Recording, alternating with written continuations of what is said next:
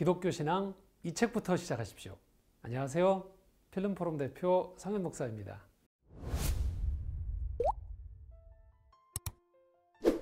여러분 그런 생각 해보셨죠? 이제 막 기독교 신앙에 관심을 가진 주변 사람들 있죠? 그분들에게 어떤 책을 좀 권해주면 좋겠다 할 때 딱 떠오르지 않는 경우 있죠? 또 내가 오래 믿었지만 내 신앙을 한번 차분히 정리해보고 싶고 내가 믿는 것이 무엇인가에 대해서 좀 정리해보고픈 마음들이 있는 분들 있죠? 그런 분들에게 한 권의 좋은 책 소개해드리고 싶습니다. 나는 왜 믿는가?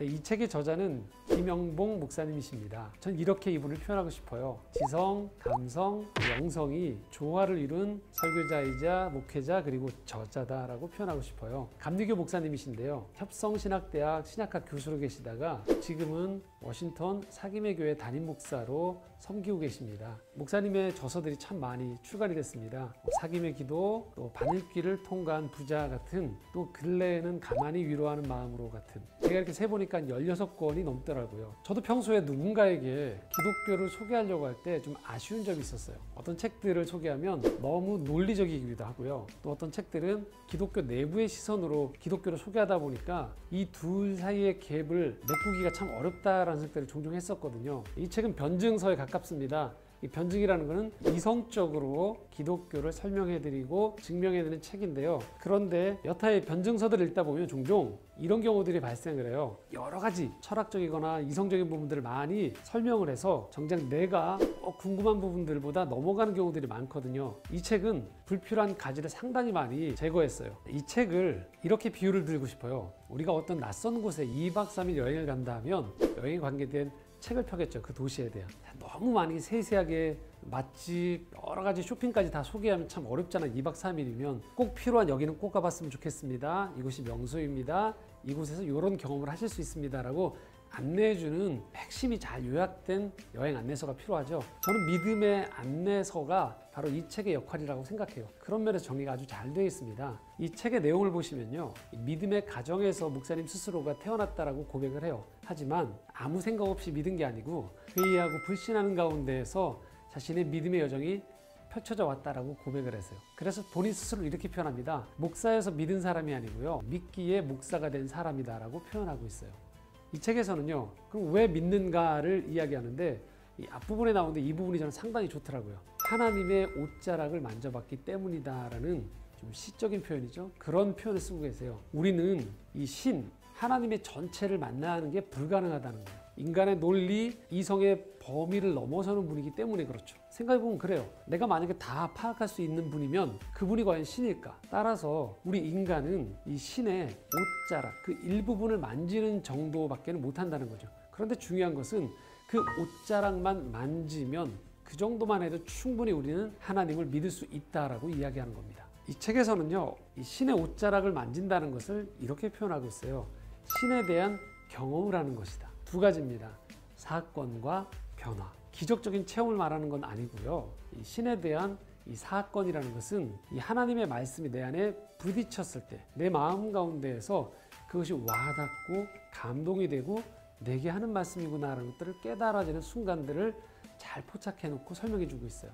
그리고 변화라는 것은 나라는 한 사람이 세월이 흘러가는데 그냥 나이를 들어가는 것이 아니고 도저히 변화될 수 없을 것 같은 성품, 가치관, 세상을 바라보는 태도들, 이런 것들이 점점 변해가는 나 스스로를 살펴보면서 하나님이 계시다라는 것들을 고백할 수 있겠다라는 거죠. 이 책을 읽으면서 저도 그런 생각이 들었어요. 저도 모태신앙인이거든요. 하지만 나는 회의와 고민, 방황 속에서 하나님을 알아왔는데 이 책을 읽으면서 그렇지, 나도 그렇게 하나님을 만났었지, 말씀 가운데 내게 인격적으로 다가오시는 하나님을 만나기도 하고 때로는 그분이 나에게 용기를, 위로를, 깨달음을 주기도 하고요. 어떤 때에는 제게 회개를 요청하시기도 하고요. 그러면서도 정말 이것이 사랑이구나 라고 내가 느끼기도 하고 그분께 사랑을 고백하는 그것들이 점점 쌓여가면서 어느 순간에 정말 하나님 살아계신 것을 부인할 수 없겠구나 라는 것들을 깨닫게 되었던 순간들이 있었거든요. 이 책을 읽으면서 그렇지, 이런 과정을 거쳐왔었구나 라는 것들을 저도 동일하게 확인을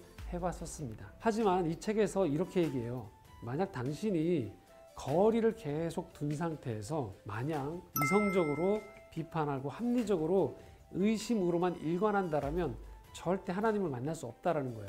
신은 이성의 영역의 범위를 넘어가 있는 분이기 때문에 그렇다라는 거죠. 마치 우리가 이 둥근 지구에 살고 있지만 지구가 너무 크기 때문에 우리는 단지 눈에 보이는 평평한 면밖에는 볼 수 없다는 거죠. 하지만 분명한 사실은 우린 둥근 우주 안에 살고 있는 것이죠. 마찬가지로 하나님에 대해서도 이 자세가 중요하다는 거예요. 내가 이 신의 옷자락을 만지겠다라는 그 생각, 그 시도가 중요하다는 거죠. 그렇게 찾고 구하면 누구라도 하나님을 만날 수 있게 되어진다. 이것이 바로 신에 대한 믿음이다라고 설명해주고 있습니다. 자, 이 책에서는요, 믿음에 이어서 구원에 대해서 아주 잘 설명을 해놨습니다. 구원은 이렇게 시작한다고요. 내게는 소망이 없다는 사실을 인정한다는 것. 자, 이 지점에서 나오는 게 바로 죄거든요.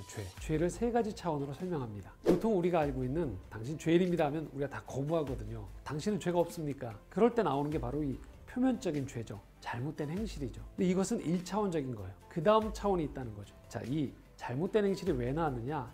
타락한 인간의 본성에서 나왔다는 것이죠. 그리고 더 깊이 들어가면 그것은 하나님과의 관계가 깨어졌기 때문이다 라고 이야기하고 있고요. 또 비유를 들어줍니다. 어떤 잎사귀나 열매가 부실해요. 그것이 잘못된 행실이겠죠. 근데 그 근원을 살펴보면 제때 줄기가 잘못되어서 수분과 양분이 공급되지 않기 때문이다 라고 얘기하고요. 더 깊이 들어가 보면 결국 뿌리에 문제가 있다는 것을 알 수 있다는 거죠. 그렇기 때문에 우리에게 이 죄의 문제 때문에 구원이 필요하다고 설명하고 있습니다. 그리고 여기서 전공법으로 바로 이 죄의 문제, 구원 때문에 우리에게 예수 그리스도가 필요하다고 이야기하고 있습니다. 자, 예수께서 이 땅에 오셨을 때 바로 이 문제를 계속 얘기하셨던 것이거든요. 나로 말미암지 않고는 구원을 얻을 수 없다라고 설명하고 계신 것이죠. 그리고 나를 위해 예수 그리스도가 죽으시고 부활하셨다는 사실을 받아들이는 것. 그럴 때 비로소 우리에게 구원이 시작된다고 이야기합니다. 그리고 이 구원은 여기서 끝나는 게 아니고요. 이 땅에서 우리가 시작된 구원에서 거룩한 삶의 열매를 맺고 마침내 죽음 이후에 영원한 생명을 선물로 받게 되어진다는 것. 그것이 믿음의 여정이다라고 설명하고 있습니다. 물론 한 가지 주의사항이 있어요. 이때 영생을 표현할 때 이 땅에서의 수명 연장을, 이 땅에서의 목숨이 길어진다는 것을 의미하지 않는다는 거예요. 하나님 안에서 참된 생명의 맛을 누리며 사는 것을 의미한다는 거죠. 자, 그러나 이 책의 아주 좋은 점 중에 하나는요, 이 구원을 나 혼자 죄로부터 구원받는 정도로 설명하고 있지 않아요. 하나님의 구원 역사라는 성경 창세기에서부터 요한계시록까지 통틀어 펼쳐지고 있는 하나님의 거대한 구원 이야기에 내가 들어가는 것이다라는 거예요. 그렇기 때문에 이 구원의 문제, 믿음의 문제는 나 중심, 그렇게 신앙생활하는 분들이 많거든요. 나 중심으로. 내가 필요할 때 교회를 가고 내가 필요할 때 기도하는 방식이 아니고 예수 그리스도 안에 머물면서 살아가는 것, 그것이 신앙생활이라는 거죠. 말씀 계시록 3장 20절을 아주 중요하게 다룹니다. 볼지어다 내가 문 밖에서 두드리노니 누구든지 내 음성을 듣고 문을 열면 내가 그에게로 들어가 그와 더불어 먹고 그는 나와 더불어 먹으리라. 자, 두 가지가 중요해요. 첫 번째는 내주, 두 번째는 동행입니다. 내주한다는 것, 예수님이 내 안에 들어오신다는 것, 그것을 내가 허락한다는 것이고요. 동행한다는 것은 예수 그리스도와 함께 거하기를 내가 힘쓰며 살아가는 것이 중요하다는 거죠. 내주와 동행. 그리고 이 책의 마지막 부분은 그렇게 예수 그리스도와 머물며 살아가는 사람들에게 필요한 두 가지 중요한 것을 이야기합니다. 교회란 무엇인가? 그리고 그 믿음을 가지고 사는 사람들에게 세상은 어떤 곳인가? 단순히 신앙이 예수 믿고 티켓 하나 받아서 죽어서 천국 가는 정도로 설명하는 것 부족하다는 거예요. 이 땅에서부터 일상 속에서 영생의 기쁨을 누리다가 죽어서 하나님 나라에 이루고 새하늘과 새 땅에서 그리스도의 부활에 참여하게 되는 것, 그것이 우리에게 펼쳐진 믿음의 전경이라는 거죠. 저는 이 한 권의 책이 기독교 전부를 소개하고 있다고 생각하진 않아요. 하지만 만약 꼭 한 권을 읽어야 한다면 기독교를 소개하는 책으로 이 책을 권해드리고 싶습니다. 나는 왜 믿는가? 자, 오늘 책 소개는 여기까지 마치고요. 다음 주에 저는 또 좋은 책 한 권 들고 여러분 찾아뵙도록 하겠습니다. 좋아요, 구독하기 눌러주시면 감사하겠습니다. 한 주 동안 행복하십시오.